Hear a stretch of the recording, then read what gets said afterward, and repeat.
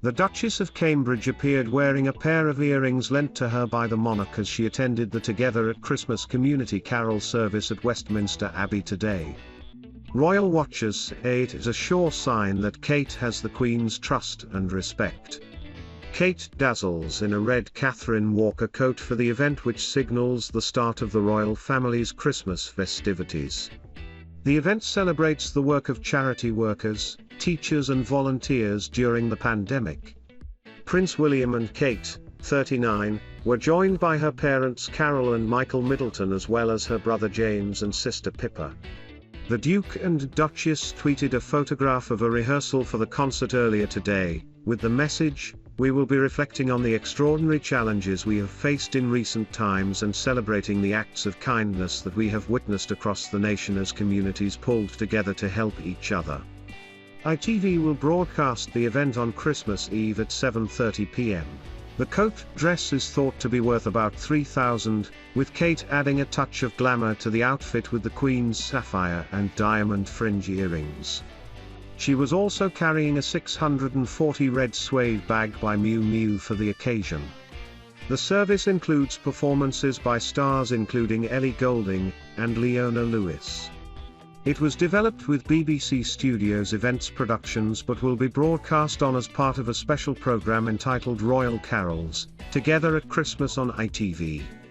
Prince Willam and Kate are reported to have dropped the BBC as broadcaster for their Christmas special after the two-part documentary The Princes and the Press, which was criticised by the Queen, Prince Charles and the Duke and Duchess of Cambridge. Read more on the baker. WHO gave Boris a pudding. Being threatened with a brick through the window. A host of royals joined the Duke and Duchess, including Princess Beatrice and her husband Edoardo Mapelli Mozzi as well as Zara and Mike Tindall. Princess Eugenie wore a smart emerald green cape coat with knee-high black leather boots. Conservative former Minister Johnny Mercer said he spoke to the Duke of Sussex about the issue last night. Moving an amendment proposing the change, Mr. Mercer told the House of Commons, "I speak to all sorts of people in the veterans community. Last night I had a conversation with Prince Harry about this. He has contributed hugely to the veterans debate and I wanted his view. He said to me it's not only morally right but would mean so much to those who have given so much, and it's not a political intervention, it is the moral purpose of this. It's an almost effortless change, as he said, for this government to make, for us to finally see through what we've said for these people for so long because we owe it to them. They're our brothers and sisters, they've served with us over many, many years." Mr. Mercer, who is an army veteran, is pushing for the government to waive visa fees for foreign citizens who served in the military and want to remain in the UK. Visas for foreigners who served in UK armed forces currently cost £2,389. Mr. Mercer has put forward the amendment to the Immigration and Borders Bill with Labour MP Dan Jarvis, who is also an army veteran. The Duke of Sussex spent 10 years in the army and served on the front line in Afghanistan. He also founded the Invictus Games for wounded and injured service members and veterans in 2014. Harry has spoken of how his life was shaped by his time in the army. However, he lost his honorary military titles after quitting royal duties with Meghan Markle. The Sussexes are starting new lives in California after stepping back as senior royals in March 2020. Harry marked Veterans Day in the US last month by meeting with service members and their partners at Joint Base McGuire-Dix Lakehurst in New Jersey with Meghan. And on the eve of Veterans Day, which is Armistice Day in the UK, the couple attended the 2021 Salute to Freedom Gala. Addressing veterans at the event, Harry said, "As we honor and reflect on Remembrance Day in the UK, which shares a date tomorrow with Veterans Day here in the US, my hope is for all of us to continue to support the well-being, and recognize the value of, our troops, veterans, and the entire military and service family. We and they are better for it. I served 10 years in the military, including 2 tours of duty in Afghanistan, one as an FAC, forward air controller, on the ground and in the dust with some of you, another as an Apache helicopter pilot in the air supporting and talking with you. Nothing was more valuable than the time I got to spend with my soldiers in a shell scrape, eating an MRE meal, ready to eat, in the back of a tank, thanks for the swaps, flying a mission overhead knowing those below were safer, or making each other laugh when it was needed the most.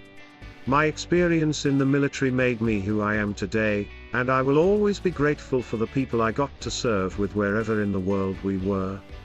Harry's support for Mr. Mercer's move comes after Meghan recently contacted US politicians to lobby for paid family leave. And the couple faced accusations they were interfering in American politics ahead of the presidential election last year. Harry urged US citizens to reject hate speech and cast their vote. William was publicly praised by the East Anglian Air Ambulance, EAA, for which the Duke of Cambridge worked between 2015 and 2017. The organization wrote on Twitter, "ER would like to thank HRH the Duke of Cambridge for promoting the importance of speaking openly about mental health issues." A number of important initiatives were launched last week for emergency service workers to support mental health. The organization also shared a statement on Sunday, in which they highlighted resources the ER provides to its staff and how the organization continues to work with the Duke. It read, "ER continues to provide all of our staff with a range of support, customizable to their particular needs, to deal with the unique challenges faced by emergency service workers." Initiatives such as those announced by His Royal Highness and commitments made within our charity help to bring the vital and varied support needed to all staff as they carry out the roles of the emergency services. Discussing mental health and the impact it has on our lives gives strength to others. After the organization noted it had attended the Royal Foundation TMS Mental Health Symposium hosted by the Duke of Cambridge, the statement read, "Thank you for your continued support of all emergency workers, Your Royal Highness." William launched the Blue Light Together initiative in late November, an agreement across all emergency services to follow a set of standards for supporting the mental well-being of frontline workers. At the event, the Duke could speak about his own personal experience when it comes to how demanding and stressful the job of emergency responders is, having worked as a member of the RAF Search and Rescue and at the East Anglia Air Ambulance. Speaking in front of 200 frontline workers, he said, "I often think about my time working for RAF Search and Rescue and the East Anglia Air Ambulance. I remember the pressure of attending calls in the most stressful conditions, sometimes with tragic conclusions. I remember the sense of solidarity with my team, pulling together to do the best we could and sharing the weight of responsibility. I also remember returning home with the stresses and strains of the day weighing on my mind, and wanting to avoid burdening my family with what I had seen." William also opened up about working as a helicopter pilot in a Special Time to Walk episode, an audio walking experience released today on Apple Fitness Plus and Apple Music One. While walking from Sandringham House to Anmer Hall, the Duke recalled attending the scene of an incident which involved a boy just a few years older than his firstborn Prince George. While he had not realized it in the immediate aftermath of the incident, the Duke noticed with the passing of time the stressful experience had remained with him. William said during the Apple Music broadcast, "I went home that night pretty upset but not noticeably. I wasn't in tears, but inside, I felt something had changed. I felt a real tension inside of me. It really hit me weeks later. It was like someone had put a key in a lock and opened it without me giving permission to do that. I felt like the whole world was dying. It's an extraordinary feeling. You just feel everyone's in pain, everyone's suffering. And that's not me. I've never felt that before." William said he could shake off the trauma thanks to the support provided by his workplace and colleagues. Opening up on how he moved on, he said, "I started to realize that, actually, you're taking home people's trauma, people's sadness, and it's affecting you. I was lucky enough that I had someone to talk to at work in the air ambulance because mental health where I was working was very important. Talking about those jobs definitely helped, sharing them with the team, and ultimately, in one case, meeting the family and the patient involved who made a recovery, albeit not a full recovery, but made a recovery. William has also shown his support for frontline workers during the pandemic. In April last year, at the peak of the first COVID infection wave, the Duke supported the launch of the 24/7 platform Our Frontline, which provides confidential help to key workers.